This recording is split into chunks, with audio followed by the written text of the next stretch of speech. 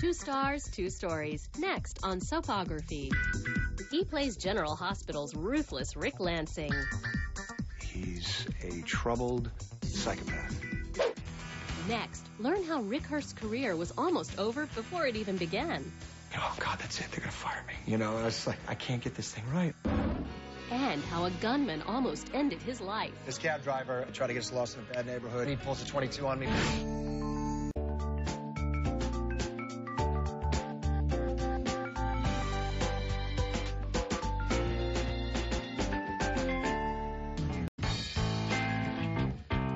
He plays General Hospital's slimy Rick Lansing, the illegitimate half-brother of mob kingpin Sonny Corinthos.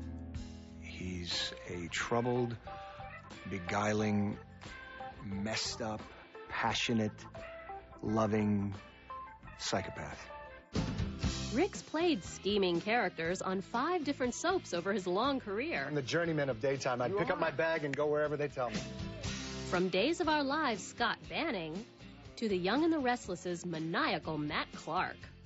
And his current role on General Hospital. He's won critical reviews and awards for playing the bad guy we love to hate. But in real life, Rick Hearst is an incredibly nice guy who values family above all else, even though he did tell a Rick Lansing-sized lie when he found the woman of his dreams.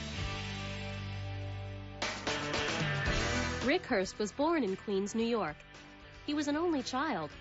From the beginning, family played a central role in Rick's life. Growing up, I always felt like, you know, very safe and very, very secure. And very ambitious.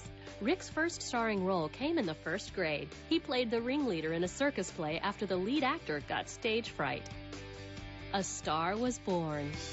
Rick's carefree world was rocked when he was 6. His parents divorced, and Rick blamed himself. I remember I used to have this horrible recurring dream that I was on top of a car and it was pulling away from both of my parents and they were waving at me and they were like saying goodbye like I was the reason.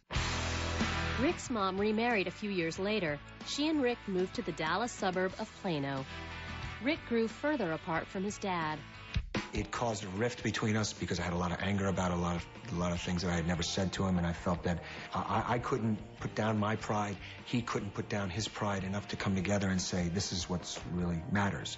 Amidst all the pain and changes in his life, Rick found something to cling to. His new school had a good theater department. And I wound up getting the lead in Bye Bye Birdie. But from then on, I found my niche. He was so good at it, he received an acting scholarship to the University of Texas. It was there that he found his real-life leading lady. I get into this production, and there is this one beautiful, blonde... Her name was Donna Snoot. She was a dancer. Rick so desperately wanted a date with her, he lied about his age. Drinking age at the time in Texas was 19, and I was 18. I just felt like, well, she's not going to want to go out with me. His scheme worked, but when their relationship turned serious, Rick couldn't live with the guilt.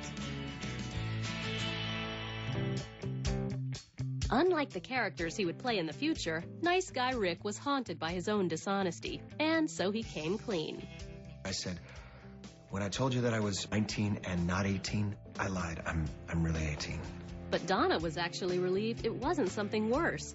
The couple's relationship was stronger than ever. Rick and Donna decided to chase Rick's dream. They moved to New York City. Rick took acting classes and got a job in a restaurant. The couple was struggling, but happy together.